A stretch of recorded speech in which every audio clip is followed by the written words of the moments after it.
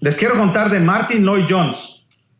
Martyn Lloyd-Jones fue un pastor, predicador inglés que falleció no hace mucho tiempo, 1981. De profesión fue médico.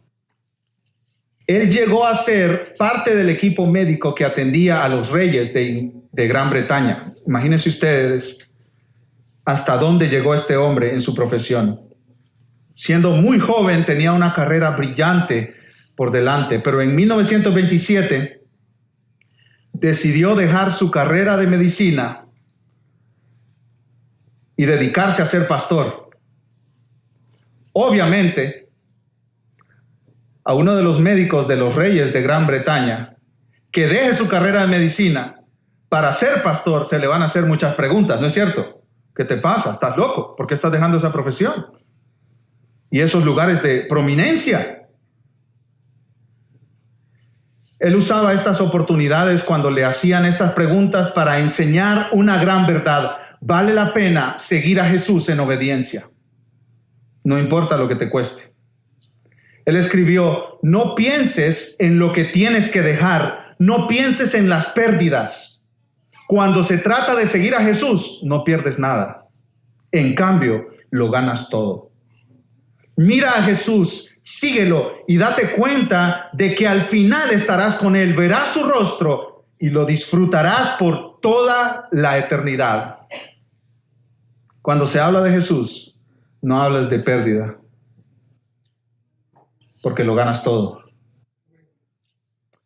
Tal vez no te ha costado tu profesión, pero seguir a Cristo tiene siempre un costo. Tal vez no sea tu profesión, pero seguir a Cristo tiene un costo. Te pregunto hoy, mi amado hermano, mi amada hermana, amigo, amiga, ¿qué te ha sido necesario dejar para seguir a Cristo? ¿Qué te ha sido necesario creer para seguir a Cristo? ¿Qué costo has pagado? En estos versículos delante de nosotros Jesús habla con toda claridad. Él no esconde nada. Él no pone letras pequeñitas en el comercial. Él presenta delante de los discípulos y presenta delante de nosotros hoy lo que cuesta seguirle. Si tú quieres ser un discípulo de Jesús, debes prestar atención a estas palabras. Marcos capítulo 8, versículo 27. Y vamos a ir hasta el capítulo 9, versículo 1. Salieron Jesús y sus discípulos por las aldeas de Cesarea de Filipo, y en el camino preguntó a sus discípulos diciéndoles, ¿quién dicen los hombres que soy yo?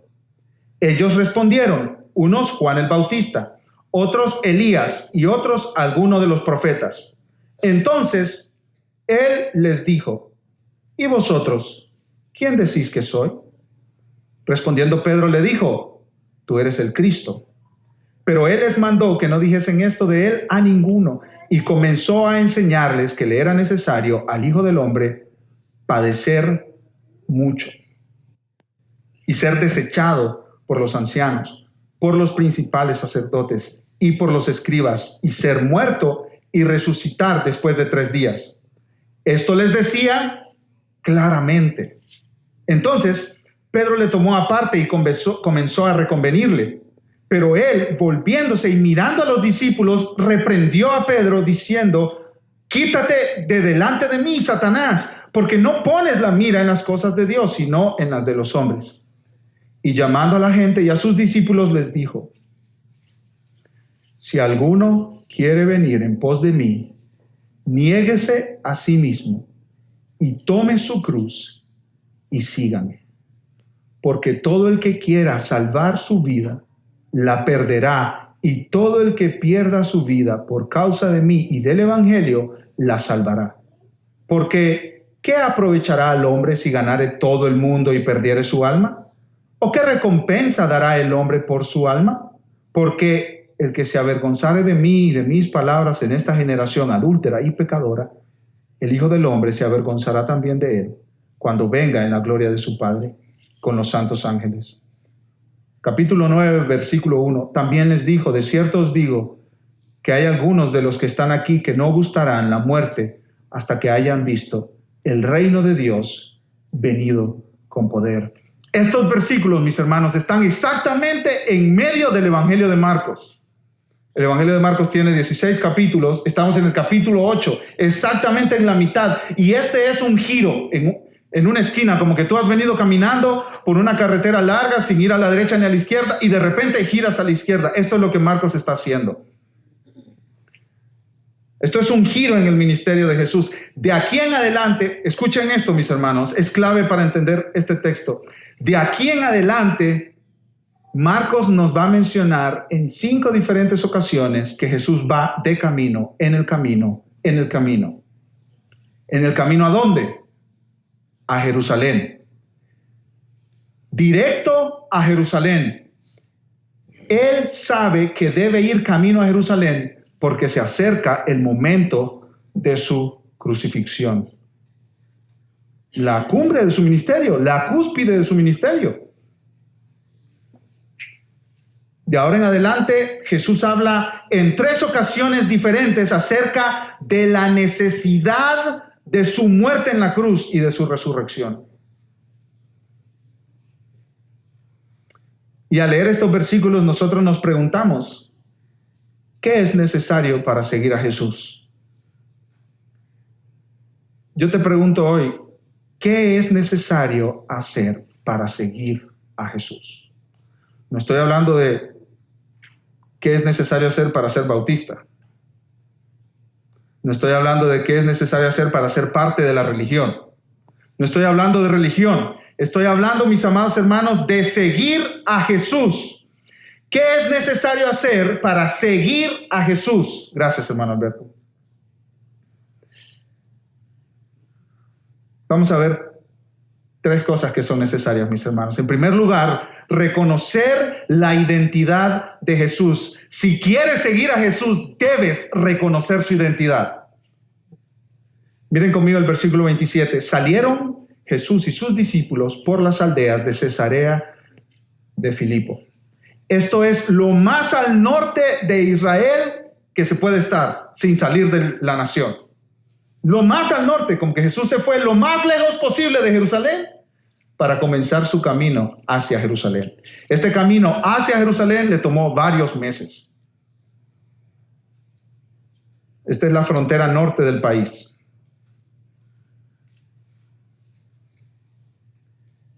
Sigo leyendo, mis hermanos, versículo 27. Y en el camino, Jesús preguntó a sus discípulos, diciéndoles, ¿qué dicen los hombres? ¿Quién dicen los hombres que soy yo? Tradicionalmente los maestros no hacían preguntas, sino los estudiantes. Pero Jesús demuestra una vez más que Él no es un maestro convencional como todos los demás. Él hace preguntas para enseñar.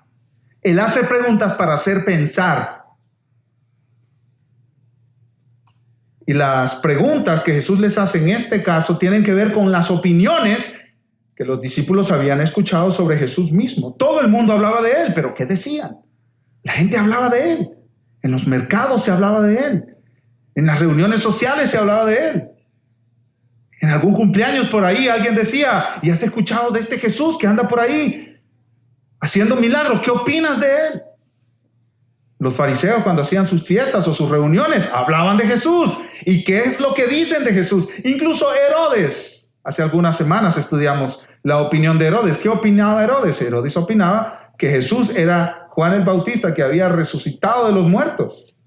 Todos tenían opiniones acerca de Jesús. Y Jesús les pregunta a sus discípulos, ¿qué opina la gente acerca de mí? Versículo 28, miren conmigo esto, mis hermanos. Ellos respondieron, unos, Juan el Bautista, otros Elías y otros, alguno de los profetas. Sobraban las opiniones acerca de Jesús. Igual que hoy en día, sobran las opiniones acerca de Jesús. Es más, yo estoy seguro, mis hermanos, que si empezamos a hacer una sesión de preguntas entre todos nosotros, nos encontraremos con unas cuantas diferentes opiniones acerca de quién es Jesús. No digamos si tú vas a tu barrio puerta por puerta tocando las casas de tus vecinos y les preguntas, ¿quién crees que es Jesús? Mucha gente tiene opiniones acerca de Jesús.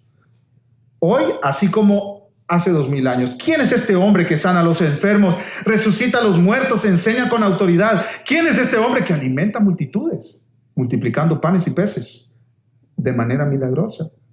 ¿Quién es este hombre que dice, yo y el Padre uno somos? ¿Quién es este hombre? Había muchas teorías. Juan el Bautizador ha resucitado, tal vez Elías. En el libro del Antiguo Testamento, el profeta Malaquías dice que vendría Elías antes de la llegada del Mesías. Y las personas decían, bueno, tal vez este es el Elías que fue prometido en el libro de Malaquías. Tal vez otro de los profetas. En otras palabras, no estamos 100% seguros de quién sea este hombre, pero algo sí sabemos, que fue enviado de Dios. Este no es alguien común y corriente como nosotros. Este fue enviado de Dios. Versículo 29, mis hermanos. Entonces, él les dijo, Jesús les preguntó, ¿y vosotros? ¿Y ustedes quién dicen que soy? Esta es la pregunta más importante de toda la historia. No hay pregunta más importante que esta. Esta es la pregunta más importante de tu vida.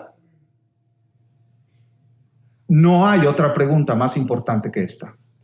Tal vez tú estás pensando ahorita, ¿cómo voy a pagar la renta? Que ya mañana es 4 de mes y me cobran multa si no la pago. Esa pregunta es importante. Tal vez tú estás pensando en tus hijos, ¿cómo le voy a hacer para pagar su universidad? Esa pregunta es importante. Tal vez tú estás pensando en tu matrimonio, ¿cómo vamos a salir adelante de esta situación tan difícil? Esa pregunta es importante, pero ninguna es más importante que esta, la que tienes frente a ti. Jesús le preguntó a sus discípulos y te pregunta hoy, ¿qué opinión tienes sobre mí? ¿Qué crees acerca de mí? ¿Quién soy yo? ¿Quién dicen ustedes que soy yo? Esta es la pregunta que todos tienen que contestar. ¿Quién es Jesús? Si te equivocas aquí, te equivocaste en lo que determina tu eternidad. Si te equivocas aquí, te equivocaste en lo más importante, en lo más clave. Esta es una pregunta que no puedes ignorar, que no puedes evitar, no puedes rodear esta pregunta. Incluso si dices, no, pastor, yo me quedo calladito, no te respondo. Bueno, entonces estás respondiendo con tu silencio. ¿Quién es Jesús? Él mismo le pregunta a sus discípulos, ¿qué opinas de mí? ¿Quién soy yo? Y nuestro amigo, el atrevido Pedro, en nombre de los 12 discípulos, como portavoz de los 12 discípulos, le responde a Jesús. Respondiendo Pedro, le dijo, ¿tú eres qué? El Cristo. Tú eres el Cristo. Pedro reconoce la identidad de Jesús. Pedro afirma que Jesús es el Cristo. Ahora, ¿qué significa esta palabra, mis hermanos? Esta palabra no es el apellido de Jesús. Jesús, Cristo. No. Esta palabra es un título. La palabra Cristo es, en griego, Mesías. Y en español, ungido. Los reyes y los sacerdotes en el Antiguo Testamento, antes de tomar su posición, eran ungidos. Esto lleva el sentido de consagración. Estás aparte, te ponen aparte. Cuando te ungen, te ponen aparte para llevar a cabo una tarea especial. La palabra Cristo significa ungido. ¿Y por qué esta palabra es tan importante? Porque todo el Antiguo Testamento promete un ungido. Viene un ungido, viene uno que Dios lo escogerá de manera especial para salvar a la nación de Israel, al pueblo de Israel.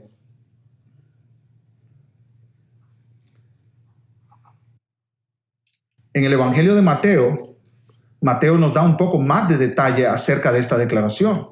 Tú eres el Cristo. Y dice Pedro, el Hijo del Dios viviente. Pedro reconoce que Jesús es el enviado de Dios. Pedro reconoce que Jesús es el Mesías prometido. en el Antiguo Testamento. Ese que tanto tiempo han estado esperando ha llegado. Y además, en el Evangelio de Mateo capítulo 15, nosotros leemos que Jesús le dice: bienaventurado eres tú, Simón, porque esto no te lo reveló ni sangre ni carne. Si sabes que yo soy en Cristo, si sabes cuál es mi identidad, esto tú lo has recibido de Dios mismo. Miren lo que dice el versículo 30, algo sumamente extraño. Pero Él les mandó que no dijesen esto de Él a ninguno. ¿Pero cómo? Si ya llegó el que Dios había prometido del Antiguo Testamento, ¿por qué nos mandas a callar? Porque el entendimiento que los discípulos tenían acerca de quién era este Cristo estaba equivocado. La identidad estaba correcta. Él es el Mesías, Él es el enviado de Dios. Pero la obra que iba a hacer este Mesías estaba equivocada en la mente de los discípulos. Sí, este es el Salvador, pero ¿Salvador de qué? Los discípulos y toda la nación de Israel estaban esperando un Salvador político, alguien que les viniera a liberar de la esclavitud bajo la cual estaban sometidos, bajo el gobierno de los romanos. Entonces, ¿qué es necesario para seguir a Jesús? En primer lugar, reconocer su identidad. Él es el Mesías, el enviado de Dios, el Salvador del mundo. Pero eso no es todo, eso no es suficiente. Una afirmación con la boca de que Jesús es el Salvador no es suficiente. Hay millones de personas en esta tierra que afirman que Jesús es el Salvador, ¿no es cierto? Y están camino al infierno.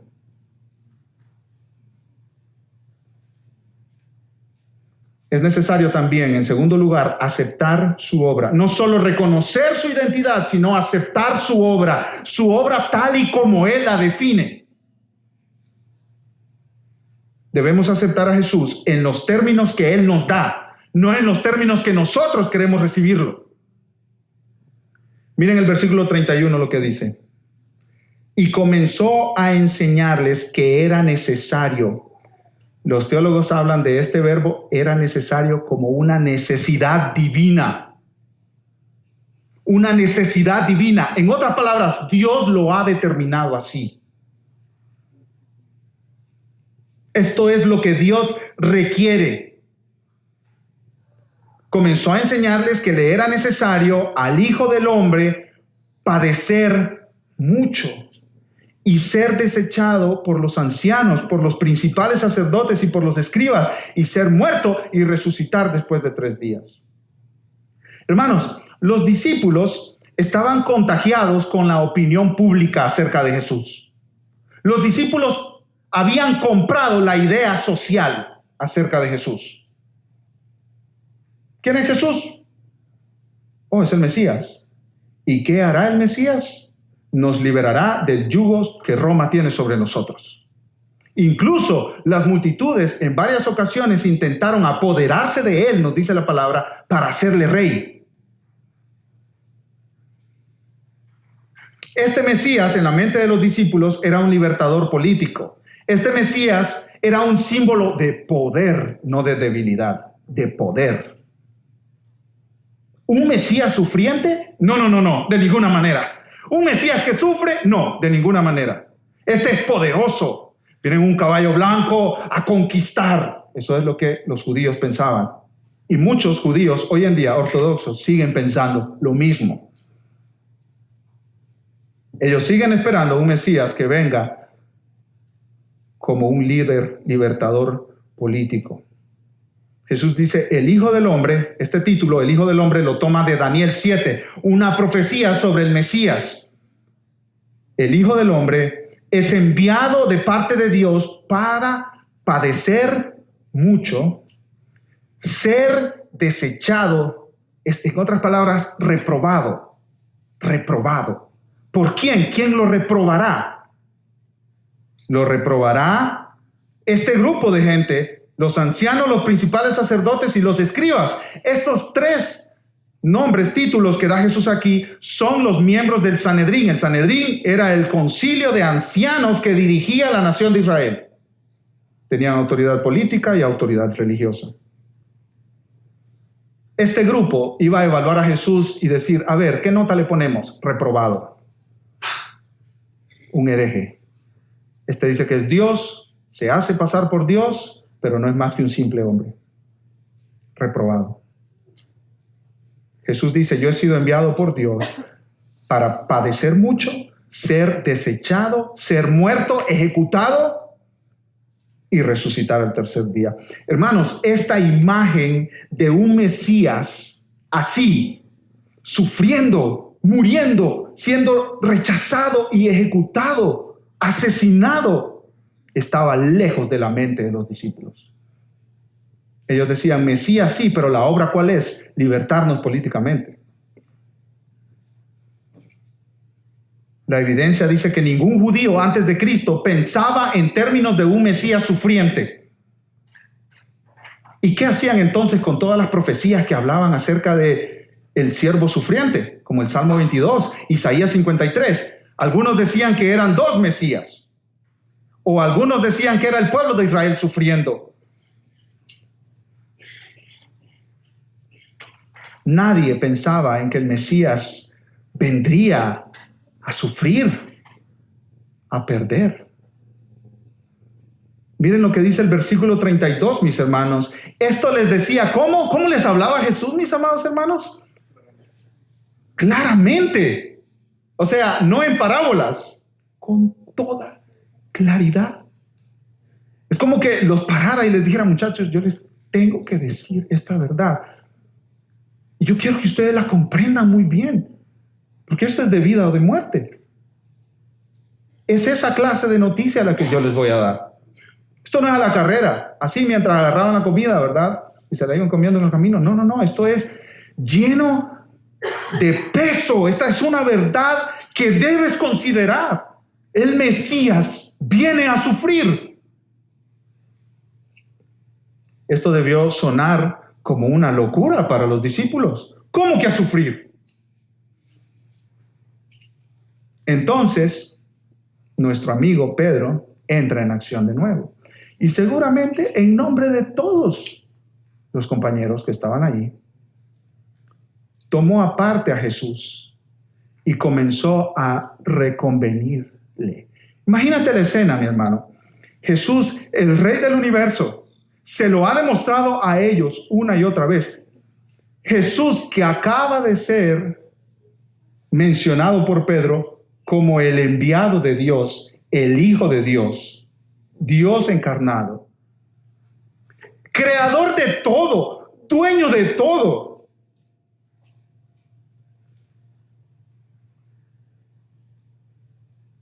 Dice que el Mesías debe padecer y Pedro busca alejarlo del grupo como, Jesús, ¿puedo hablar contigo? Y le echa el brazo al hombro. ¿Podemos conversar aparte? Y esa palabra que suena tan bonito, reconvenirle. ¿Qué quiere decir? Reprender. Eso quiere decir. Pedro, este hombre que es polvo, está reprendiendo al Dios hecho hombre, al Mesías, al Salvador. La palabra reconvenir ahí significa reprender, censurar, prohibir, exigir severamente.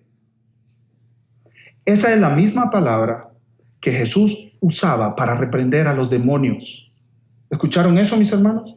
Esta es la misma palabra que Jesús usaba para reprender a los demonios. Pedro tomó a Jesús y le dijo, te estás equivocando, Señor. El camino que tú estás llevando es equivocado. Qué mala decisión la que estás tomando, Señor.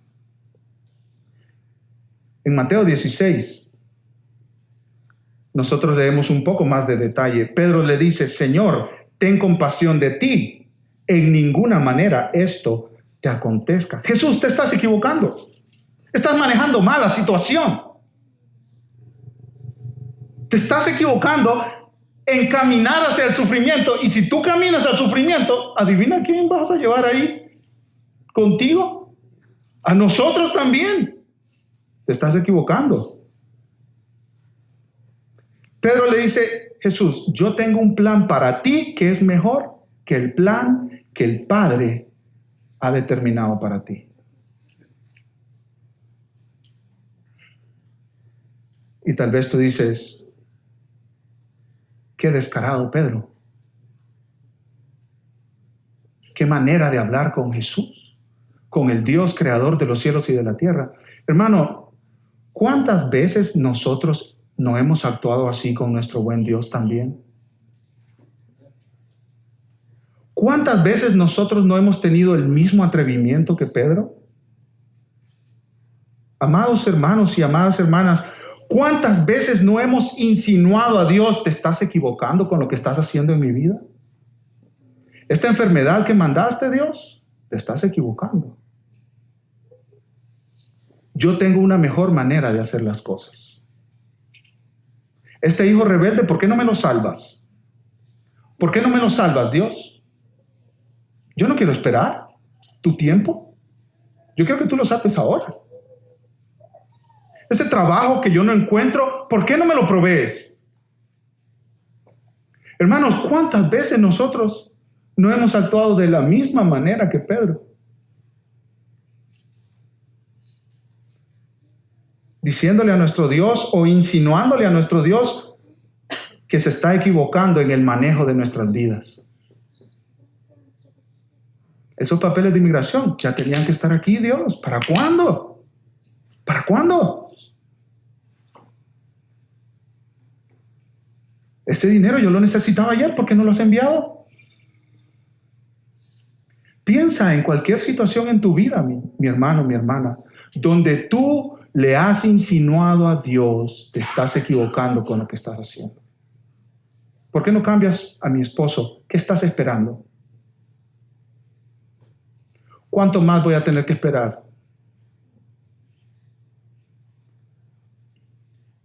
Tal vez tú digas, yo nunca he hecho esto. Escucha lo que dice el pastor Sugel Michelén. El descontento del corazón es una reprensión silenciosa a Jesús. Es como si le dijéramos a nuestro Salvador, no estoy contento con tus decisiones y tus planes para mi vida.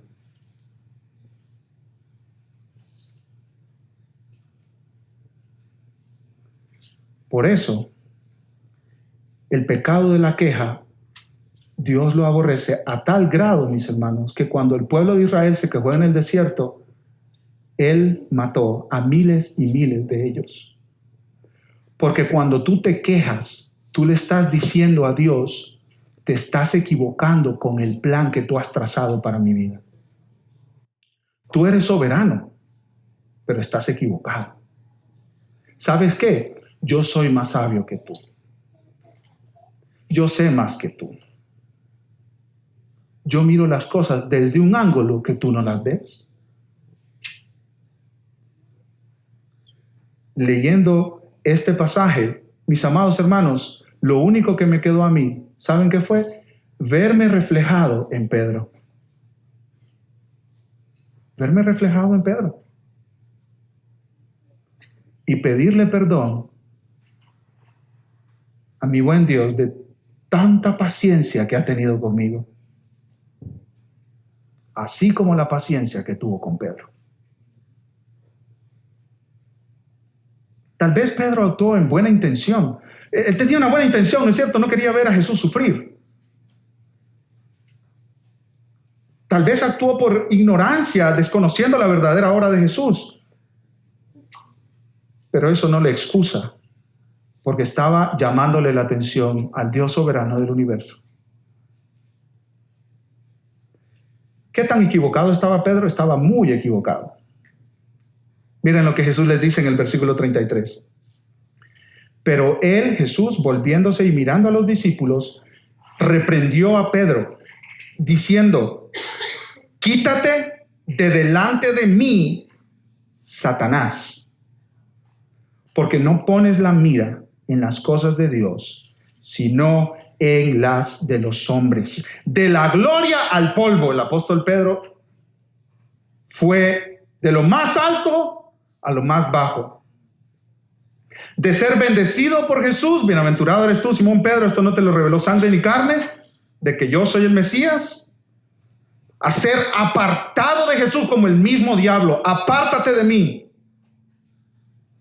Pedro, estás hablando en nombre de Satanás. Quítate de mí.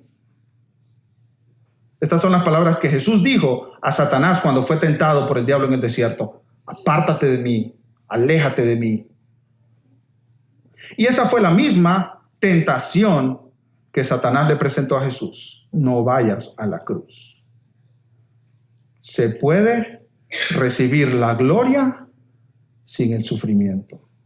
Tú puedes, Jesús, tener tu trono sin la cruz. Puedes recibir tu corona real sin la corona de espinas. Esa era la tentación de Satanás y esa fue la tentación de Pedro. Tú no tienes que hacer eso, Señor Jesús. ¿Cómo que vas a sufrir? ¿A sufrir? Tu mejor vida ahora. No tienes que sufrir. ¿Quién dijo que tienes que sufrir? ¿No es eso lo que se le está diciendo a millones de asistentes a las iglesias? Dios quiere tu mejor vida. ¿Cuándo? Ahora. Él no quiere que sufras, no quiere que tengas enfermedades, y si te enfermas, Él te promete sanidad. No quiere que tengas batallas en tu familia, luchas con tus hijos. Un evangelio sin sufrimiento viene del infierno. No te creas esa mentira, mi amado hermano, mi amada hermana. Dice Santiago, tened por sumo gozo cuando os halléis en diversas pruebas. Y el apóstol Pablo, en Filipenses, él dijo, considérense bendecidos, bienaventurados, no solo en creer en Cristo, sino en padecer también por Él. Es que la vida cristiana, mi hermano, mi hermana, es una lucha. Y está bien, podemos decir que no nos gusta y que no es placentero, pero es una gran lucha, mi amado hermano, mi amada hermana. Es una lucha contra el pecado, contra la duda, contra la tentación. Es una lucha diaria. Es más, mi hermano, si tú no tienes esa lucha, yo te diría, pregúntate si tú eres realmente creyente. Pregúntate si tú realmente conoces a este Cristo que estamos viendo en las Escrituras.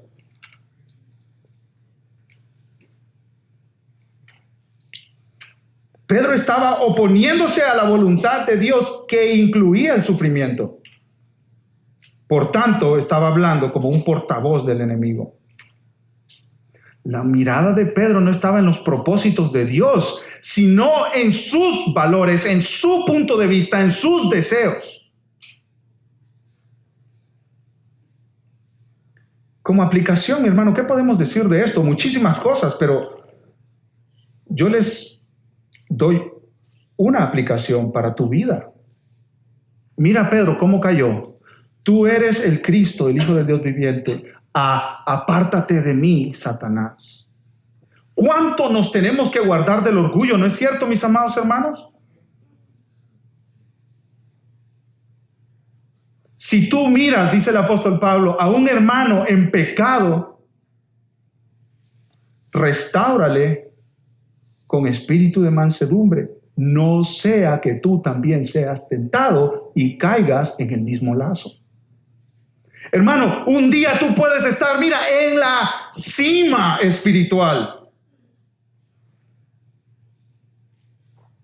Tú puedes estar diciendo, wow, ¿cómo he caminado de fiel a mi Señor? Y al siguiente minuto, mi hermano, estar metido en el más horrible de los pecados. En el más horrible de los pecados. Esta semana pasada escuché una vez más, de tantas veces que ya perdí la cuenta, que otro pastor fue encontrado en pecado y tuvo que dejar su iglesia. El que piensa estar firme, mira que no caiga, mire que no caiga. No digas tú, mi hermano, no, pastor, mire, yo estoy parado sobre la roca. Y a mí nada de eso que usted dice, que de Pedro y de decirle a Jesús, ¿cómo te equivocas tú con tus planes para mi vida? Eso yo nunca lo voy a dejar salir de mi boca. Amado hermano, busca humillarte delante de Dios. Busca humillarte delante de Dios. Escucha lo que dice J.C. Ryle. Evitemos presumir nuestros logros espirituales o enorgullecernos por la alabanza de otros. Nunca pensemos que lo sabemos todo y que es difícil que fallemos. Vemos que hay un pequeño paso entre hacer una buena confesión y ser un Satanás. Oremos diariamente pidiendo a Dios que nos sostenga, que nos guarde, que nos enseñe y no nos deje caer. Les ruego algo, mis hermanos, como su pastor, oren por mí, por favor. Oren por mi familia. Esposas, oren por sus esposos. Tal vez tú lo ves y tú dices, este hombre nunca me va a fallar a mí. Hermano, tú eres tan débil como Pedro. No te consideres que estés firme pensando que nunca vas a fallar. Esposos, oren por sus esposas. Tal vez ustedes dicen, esta es la mejor mujer que me ha tocado en el universo. Gloria a Dios por eso, mi hermano. Pero ella puede caer. Ora por el bien de tu matrimonio, por el bien de tu esposa, pero sobre todo, ora para la gloria de Dios. Porque cuando uno cae, Cristo es deshonrado, mi hermano. Cristo fue deshonrado por el apóstol Pedro. ¿Qué es necesario para seguir a Jesús? En primer lugar, reconocer su identidad. En segundo lugar, aceptar su obra. Y en tercer lugar, mis hermanos, morir a ti mismo. Morir a ti mismo. Es que esto no se trata solamente de decir, ya hice la oración. Listo, voy al cielo por la eternidad. Eso yo pensaba antes de que Dios me salvara a mí en su providencia, mi hermano. Ustedes saben lo que yo pensaba. Si alguien me preguntaba, que me preguntaron, ¿tú vas para el cielo cuando mueras? Oh, sí, ¿por qué? Y sacaba más o menos como el boleto, ¿no? El ticket. Hice la oración cuando yo tenía 5 años, yo me acuerdo como si fuera ayer. Entramos al cuarto con mi padre, mi hermano y yo, y ambos repetimos esa oración. Y el día siguiente, domingo, nos pasaron al frente y oraron por nosotros. Ya son salvos. Estos muchachitos ya son salvos. Y yo decía, soy salvo. Oh, sí, mira, aquí está mi boleto. Ya hice la oración. Pero amaba el pecado. Vivía para mí mismo. Cuando Dios me salvó por su pura misericordia y su gracia, mi hermano, mi hermana, mi vida cambió. No por mis méritos, no porque yo soy más inteligente que otros, no por mi poder. Hermanos, yo no quería seguir a Dios. Pero Dios me cambió el corazón a tal grado que yo moría a mí mismo.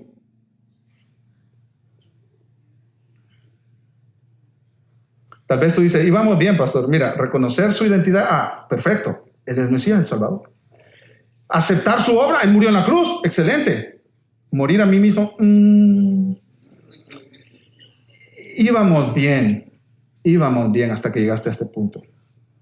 Explícame, pastor. ¿Qué significa? Déjame explicarte esto. Déjame decirte esto. Dios rehúsa con todo su ser aceptar un rol menor en la vida de sus seguidores. Él requiere el lugar de control, el título de dueño, el lugar de mando en todas las áreas de nuestra vida. No solo los domingos en la mañana. Versículo 34, y llamando a la gente y a sus discípulos, parece que Jesús no estaba solo con los 12, sino que habían personas siguiéndole. Y no unas cuantas, muchas personas. Llamando a la gente y a sus discípulos les dijo, si alguno quiere venir en pos de mí, niéguese a sí mismo y tome su cruz y sígame. Jesús dijo estas palabras a sus discípulos y también a otras personas que venían siguiéndole. Y encontramos aquí 3 requisitos, mis hermanos. que deben cumplir todos aquellos que deseen seguir a Jesús. Negarse a sí mismo, tomar su cruz y seguir a Jesús. Negarse a sí mismo, tomar su cruz y seguir a Jesús. Negarse a sí mismo, ¿qué significa? Renunciar, romper todo vínculo de asociación. Esta misma palabra es la que Pedro usó cuando le preguntaron, ¿tú eres de los discípulos de Jesús? ¿Y qué hizo Pedro? Negó a Cristo. Negó vínculo con Cristo. Jesús dice, si quieres seguirme, rompe el vínculo contigo mismo. Jesús nos llama a dejar nuestros valores y deseos e ideas para tomar los valores, los deseos y las ideas de Cristo. El día domingo tú no te preguntas ¿qué quiero yo hacer? El día domingo te preguntas ¿qué quiere Cristo que yo haga? Y Cristo quiere que tú te congregues en la iglesia cada domingo. Si no es en esta, busca otra.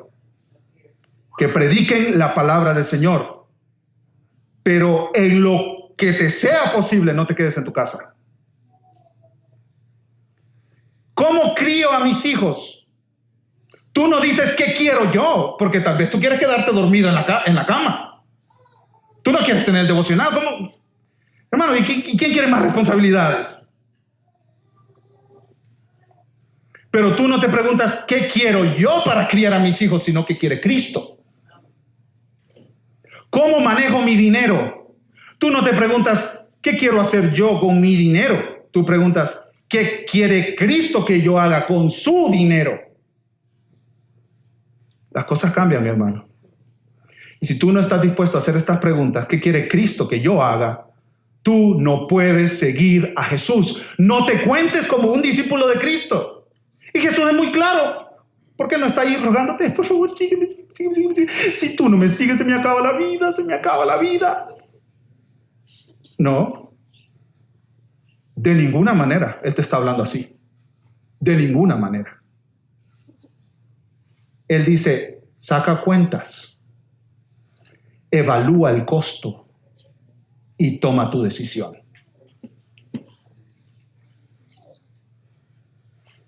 Este es un llamado a negarte a vivir de acuerdo a tu voluntad y deseos, a tus propósitos, a tus planes y metas, y tomar el camino de Cristo. Escucha esto, cueste lo que cueste. Cueste lo que cueste. Este es un llamado a renunciar a ti mismo, a dejar de ser, dice un comentarista, el enfoque central de tu vida y acciones. Ahora, el centro de tu vida no eres tú, sino Dios. Tienes una vida teocéntrica, centrada en Dios. Tu vida ya la ves de otra forma diferente, la ves en base a Dios y a su evangelio y a Cristo y a su palabra y a su pueblo y a su iglesia. Evalúas todo de una manera diferente. Evalúas todo de una manera diferente.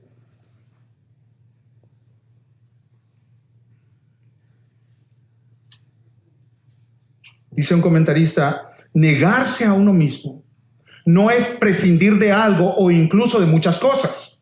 No es el ascetismo, no es el autorrechazo o el autoodio, ni tampoco es el rechazo a pecados particulares.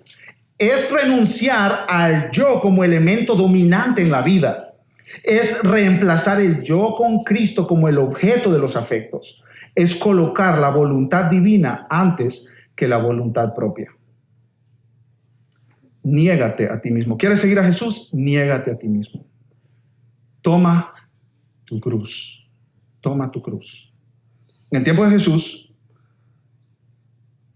los romanos utilizaban la crucifixión para dar muerte a los rebeldes y para causar terror en las personas que vieran a estos hombres y mujeres crucificados.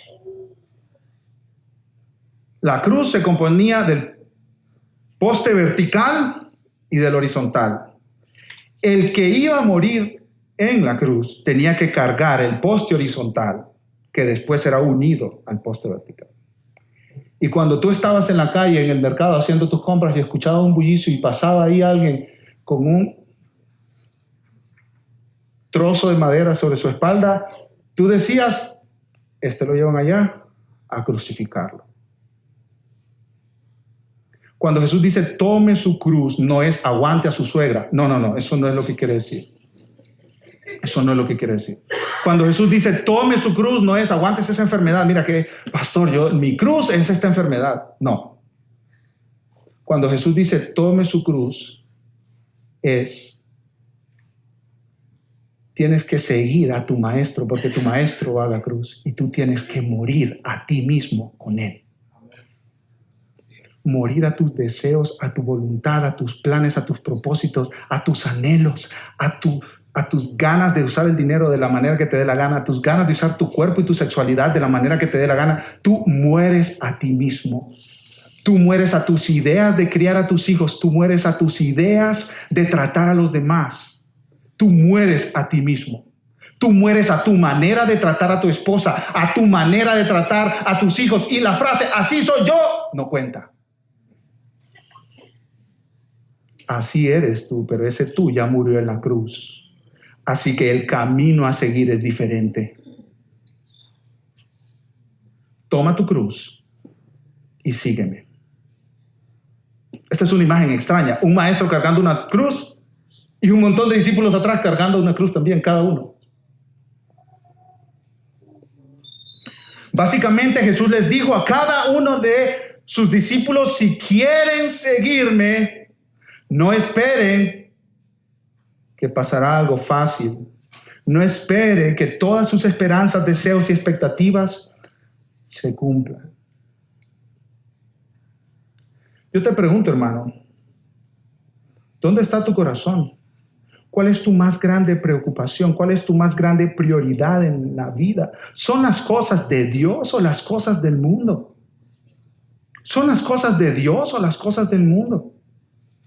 ¿Qué te carga? ¿Qué viene a tu mente cuando estás acostado en la cama que no tienes obligación de pensar en nada más? ¿Qué es, mi hermano, lo que ocupa tu corazón? ¿Eres tú? ¿Tus deseos, tus planes, tus metas, tus anhelos? ¿O es Cristo Jesús?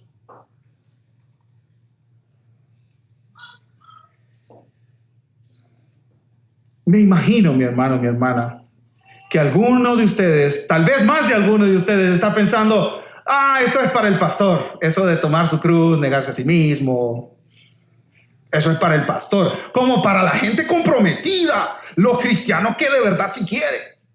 Yo soy un cristiano como, digamos, en otro nivel. No quiero tanto compromiso. ¿Se puede, pastor? ¿Se puede?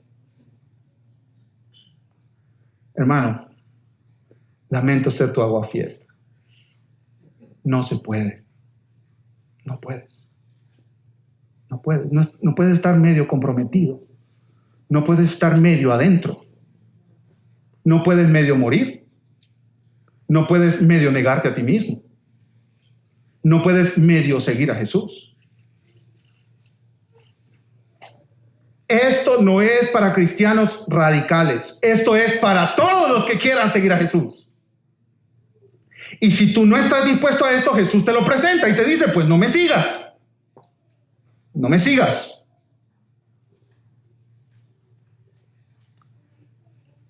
El pastor Sugel Michelén nos ayuda aquí otra vez. Quien no se ha negado a sí mismo, quien no ha tomado su cruz, quien no está siguiendo a Cristo, sino que sigue dominado por sus propias pasiones y deseos, no es un cristiano. Punto. No es un cristiano. Amén. Nosotros miramos, mis hermanos, gente que dice, yo soy cristiano, hermano. Si no se está negando a sí mismo, no es un cristiano. Pastor, pero qué fuerte está hablando hoy. Mis palabras están amarradas a lo que estamos leyendo aquí en las Escrituras. Y yo no estoy leyendo ninguna otra cosa que estas palabras. Y prefiero ser fuerte, mi hermano, de manera que tú escuches la verdad, a esconder estas cosas debajo de la alfombra de la casa. Y que tú te presentes delante de Cristo y que le digas, nunca me dijeron en aquella iglesia palabra de vida, nunca me dijeron a mí eso que me estás diciendo.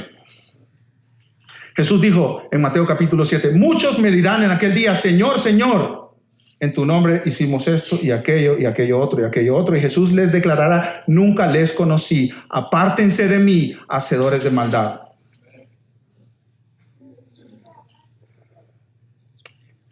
Esta es una herida, pero una herida que sana, mi hermano, porque lo mejor para ti y para mí es seguir a Cristo con todo nuestro ser. No hay mejor cosa. Jesús nos pone 3 razones ahora de por qué seguirle de esta manera. ¿Por qué seguir a Jesús? Primera razón, porque la otra alternativa es una pérdida total. Si tú dices, ok, pastor, quedemos claros, está difícil seguir a Jesús, entonces prefiero irme por el otro camino. ¿Cuál es mi otra opción? La otra alternativa es tu destrucción y el desastre total en tu vida. Esa es la otra alternativa. Por eso es mucho mejor caminar con Jesús. Miren el versículo 35. Porque todo el que quiera salvar su vida, la perderá. Y todo el que pierda su vida por causa de mí, del evangelio, la salvará. Una paradoja de la vida cristiana. Escucha esto. Tú ganas perdiendo. Si tú buscas poner a salvo tu vida, viviendo para ti mismo, te causarás destrucción en esta vida, pero más importante, en la eternidad.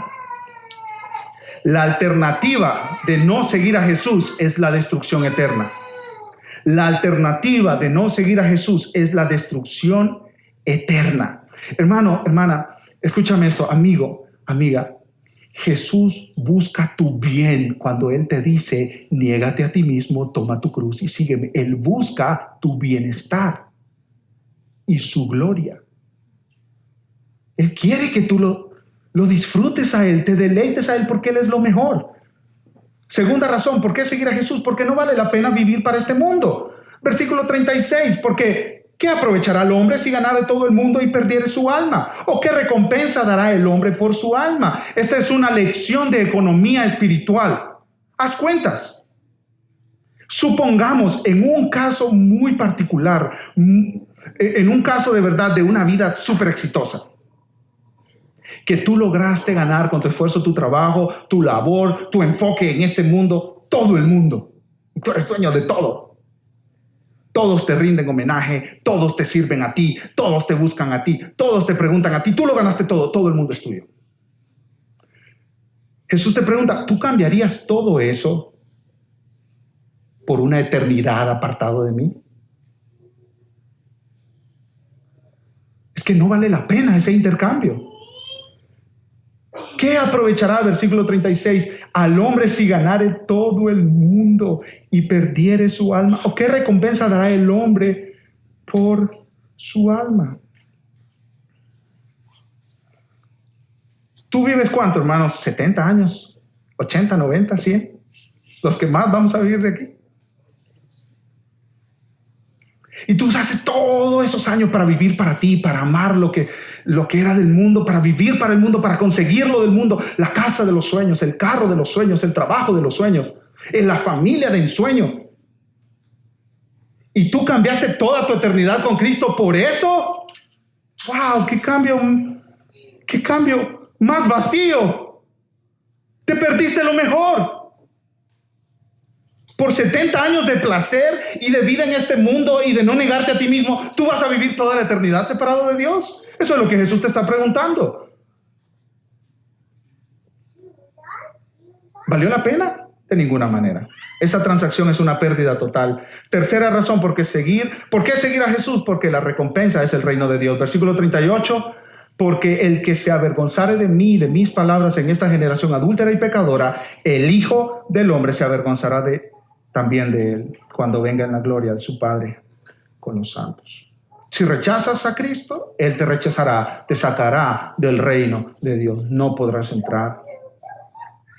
Si rechazas a Cristo hoy, ahora, en esta vida, lo único que te espera es un fuego eterno en el infierno separado de Dios. Versículo 9, también les digo, de cierto os digo que hay algunos, capítulo 9, versículo 1, perdón, hay algunos de los que están aquí que no gustarán la muerte hasta que hayan visto el reino de Dios venido con poder. Versículos 38 y versículo 1 son dos monedas, una moneda, dos caras. Unos serán rechazados y otros verán el reino de Dios venido con poder. Verán el reino de Dios venido con poder. Si tú niegas a Cristo, no entrarás en el reino. Si tú te niegas a ti mismo, tomas tu cruz y le sigues,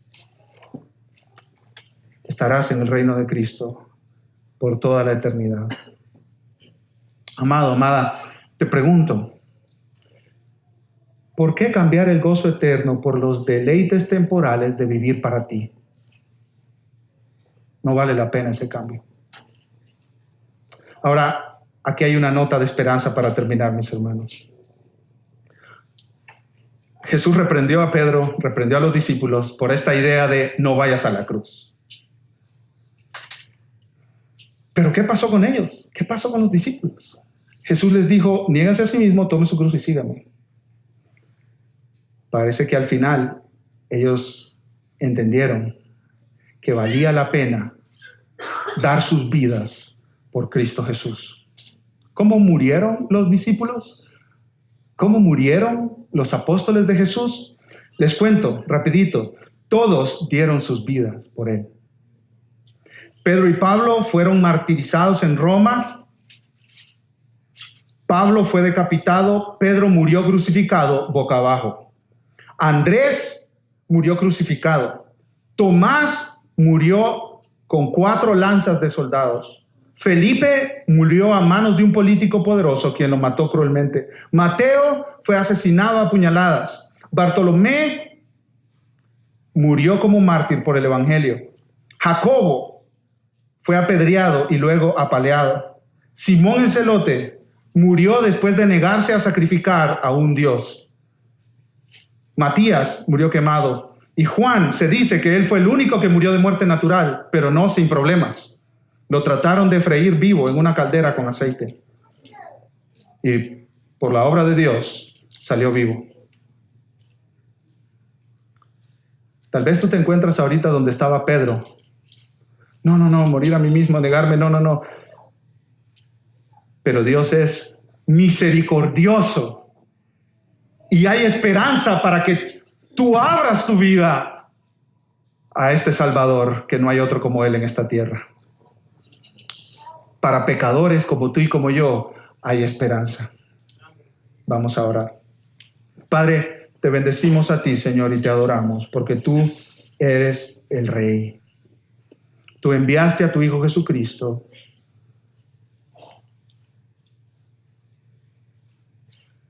Jesucristo es el camino, la verdad y la vida. Él no podía hablar otra cosa más que la verdad. Y Él nos habló la verdad en este pasaje, Señor.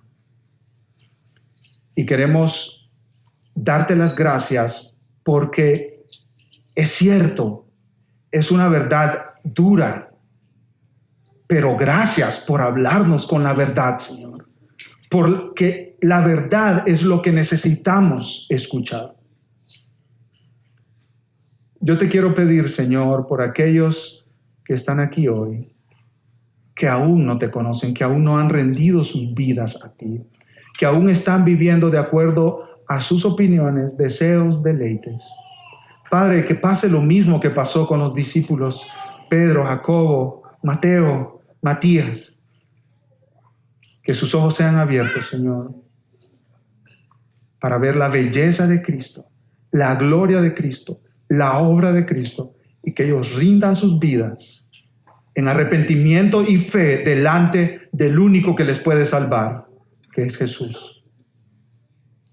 Gracias porque ahora nos permites celebrar, Señor, y recordar la muerte de Jesús y su resurrección. En el nombre de Cristo. Amén.